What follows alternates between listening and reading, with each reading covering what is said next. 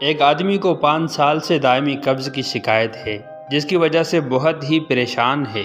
پہلے تو نارمل کی قبض ہوتی تھی، جو کہ اب بہت سخت ہو گئی ہے۔ 10-15 دن تک پخانہ نہیں آتا۔ کافی دوائیں استعمال کی ہیں، وقتی فائدے کے سوا کچھ نہیں۔ اسے اپنی اس بیماری کی وجہ سے یہ تجربہ بھی ہوا ہے کہ اسے معدے کا مسئلہ نہیں ہے، بلکہ آنتوں میں خشکی ہے، کیونکہ اسے کھٹے ڈکار اور سینے میں جلن وغیرہ نہیں ہوتی، جس سے یہ پتہ چلتا ہے کہ آنتوں میں گڑبڑ ہے۔ ایک بات اور کہ اس کی عمر 29 سال ہے اور غیر شادی شدہ ہے۔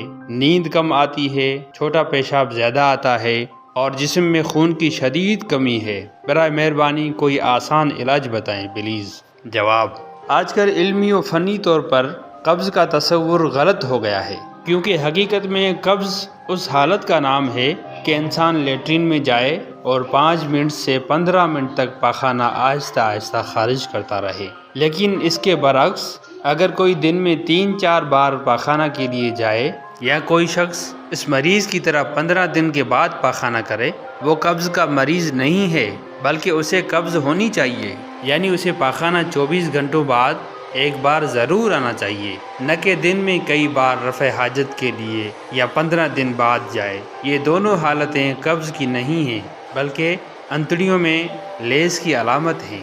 اگر لیس عام حالت سے زیادہ ہو اور ایسے شخص کے فضلات اس مریض کی طرح پیشاب پسینے کے راستے نکل جاتے ہوں، تو ایسے شخص کو پاخانہ کئی دن بعد یعنی 4-5 دن بعد آئے گا۔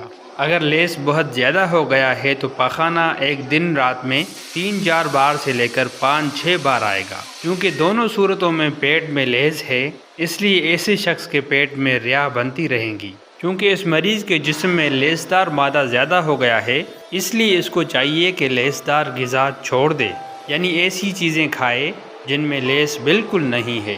انہیں حکمت کی زبان میں خشک اغذیہ کہا جاتا ہے۔ مریض خشک اغذیہ کھانا شروع کر دے اور لیسدار غذا روک دے، انشاءاللہ ان کو قبض سے چھٹکارا مل جائے گا۔ یعنی جیسا کہ دودھ، چاول، سویاں، کیلا، امرود، بھنڈی، توری، کدو، ٹینڈے، مولی، گاجر، شلجم وغیرہ، ان چیزوں سے پرہیز کرے اور مربع آملہ، بھنے چنے، دہی، لسی، بیسن کی روٹی یا بیسن کے پکوڑے، اچار، پالک وغیرہ استعمال کرے تو انشاءاللہ تعالیٰ ان چیزوں کے استعمال سے ان کی صحت بہتر ہونا شروع ہو جائے گی اور قبض سے ہمیشہ کے لیے چھٹکارا ہو جائے گا۔